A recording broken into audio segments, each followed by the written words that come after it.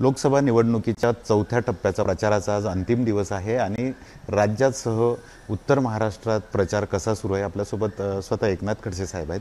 Sir, कसा प्रचार सुरू आहे? नाही, आज प्रचाराचा शेवटचा दिवस आहे. गेले महिनाभरापासूनच या मतदारसंघामध्ये प्रचाराची सुरुवात झाली, जेव्हा तिकीटही डिक्लेअर झालेलं नव्हतं. आणि आता तिकीट रक्षाताईंचं या ठिकाणी भारतीय जनता पार्टी आणि महायुतीच्या माध्यमातून जाहीर झाल्यानंतर या प्रचाराला अधिक वेग आलेला आहे. आणि आता प्रचाराच्या अंतिम टप्प्यामध्ये मला वाटतं की एक चांगला प्रतिसाद रक्षाताईंना या ठिकाणी मिळतो आहे. कसं चित्र असेल 18व्या लोकसभेसाठी? आपण आता ह्या निवडणुका घेतोय, 18वी लोकसभा कशी असेल, कसं चित्र असेल? जेवढे सर्वे मी पाहिले त्या सर्वेमध्ये काही अँटी इन्कम्बन्सीचे फॅक्टर दिसतो आहे, परंतु शेवटी मोदीजी या देशाचे पंतप्रधान झाले पाहिजे असा मतदारांचा कौल आहे. आणि त्यामुळे देशाचे पंतप्रधान मोदी व्हावे या दृष्टिकोनातनं मला वाटतं देशभरामध्ये त्यांनाही चांगला प्रतिसाद मिळेल. आणि मला बाकीचं तर माहिती नाही, परंतु या ठिकाणी निश्चित रक्षाताईंच्या माध्यमातून मोदीजींना एक मत मिळेल. ज्याप्रमाणे मोदीजींनी काल नंदुरबारमध्ये वक्तव्य केलं आहे की उद्धव साहेबांनी शिंदे साहेबांसोबत यावं, शरद पवार साहेबांनी अजित पवारसोबत यावं, नेमकं काय यातनं काय बोध घ्यायचं? मला वाटतं की पुढच्या राजकारणाची ती सुरुवात असावी किंवा नांदी असावी. राजकारणामध्ये काही होऊ शकतं, आता आजपर्यंत आपण अनुभवलेलं पाहिलेलं आहे. कदाचित पुढच्या दृष्टीनं मोदी साहेबांनी वक्तव्य केलं असावं.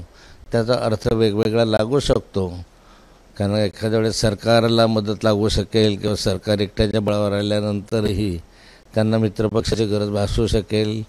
जे काही असेल त्याचा अर्थ ज्याने त्याने वेगवेगळा काढायचा आहे. परंतु या ठिकाणी राजकारणामध्ये काही अशक्य नाही किंवा काही घडू शकतं. त्यामुळे पुढच्या भवितव्यामध्ये असं घडणं अवघड नाही असं मला वाटतं.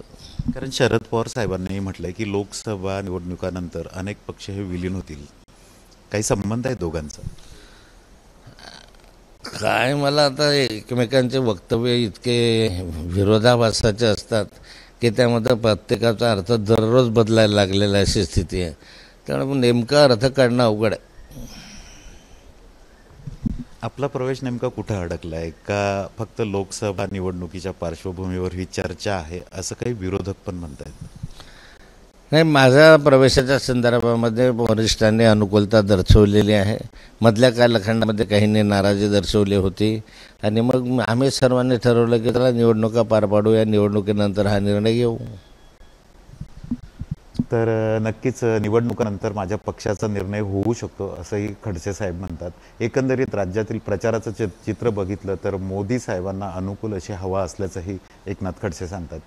कॅमेरामन शांताराम तायडेसह डॉक्टर संजय महाजन, ABP माझा, मुक्ताईनगर. 18व्या लोकसभेच्या निवडणुका आता होत आहेत. उद्या चौथ्या टप्प्याचं हे मतदानही आहे. राज्यातील परिस्थिती काय आहे, देशातील परिस्थिती काय आहे, प्रचाराची परिस्थिती काय आहे, यावर भाष्य करण्यासाठी आपल्यासोबत स्वतः एकनाथ खडसे साहेब. सर, ABP माझामध्ये आपलं स्वागत आहे. धन्यवाद. सर, नेमकी कशी परिस्थिती आहे? राज्यभरात देशभरात प्रचार होतोय, चौथा टप्पा आता, परवा निवडणुका आहेत, मतदान आहे. काय वाटतं चित्र सध्या? देशभरामधलं वातावरण जर पाहिलं तर या देशभरामधल्या वातावरणामध्ये विविध राज्यांमधलं वातावरण हे मोदीजींच्या बाजूला आहे असं दिसतं आहे. महाराष्ट्रामधली परिस्थिती जर पाहिली तर महाराष्ट्रामध्ये एक अँटी इन्कम्बन्सी फॅक्टर जाणवतो आहे, परंतु सर्वात शेवटी मोदीजी पंतप्रधान झाले पाहिजे भावना जनतेमध्ये आहे.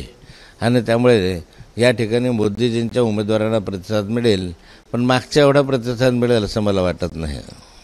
एकंदरीत पवार साहेबांनी काल परवा म्हटलंय की मोदींना सध्या प्रतिसाद मिळत नाही आणि त्यामुळे त्यांना महाराष्ट्रात जास्त सभा कराव्या लागतात, असं काही चित्र आहे?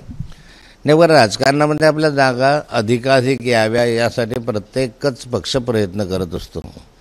आणि त्यामुळे भारतीय जनता पार्टी त्यांची महायुतीच्या जागा जास्त याव्या म्हणून मोदीजींनी जास्त सभा घेतल्या तर त्यात गैर काही नाही आहे. कारण आपला पक्ष वाढला पाहिजे, विस्तारला पाहिजे, जागा निवडून आल्या पाहिजे, हे प्रत्येक नेत्याचं ध्येय असतं आणि त्यानुसार त्याच्या प्रचारामध्ये अधिक सहभाग या ठिकाणी दिसतो आहे. घोषणा केल्याप्रमाणे 400 पार होईल? आता 400 पार हा घोषणा करण्याचा एक विषय असतो, परंतु एवढं निश्चित आहे की या देशामध्ये मोदीजींचं सरकार येणार आहे आणि मोदीजींचंच सरकार येऊन मोदीजी या देशाचे पंतप्रधान होणार आहे. शरद पवार साहेबांनी काल परवा म्हटलंय की लोकसभा निवडणुकीनंतर अनेक पक्ष हे विलीन होतील. नेमकं कुणाला उद्देशून म्हटलं असेल का? ही गुगली असू शकते, कारण तुम्ही शरद पवार साहेबांच्या खूप जवळचे आहात. नाही, पवारसाहेब नेहमीच जे बोलतात त्याचे वेगवेगळे अर्थ नेहमीच काढले जातात, कारण ते इतके विचारपूर्वक बोलत असतात की त्या माध्यमातून कुणाच्याही लक्षात येत नाही. आणि ज्यावेळेस काही कृती घडते किंवा काही प्रत्यक्ष त्या ठिकाणी अनुभव येतो त्यावेळेस पवारसाहेब जे बोलले त्याची आठवण आपल्याला येत असते.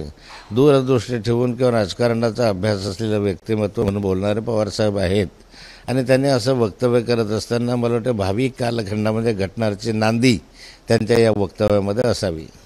यालाच धरून म्हणजे विलिनीकरणाचाच धागा धरून काल परवा नंदुरबारमध्ये मोदी म्हणालेत की चांगलं जर तुम्हाला भविष्य घडवायचं असेल तर काँग्रेसला सोडा, शिंदे साहेबांच्या म्हणजे उद्धव ठाकरेंनी शिंदे साहेबांना जॉईन करावं आणि शरद पवार साहेबांनी अजित पवारांना जॉईन करावं.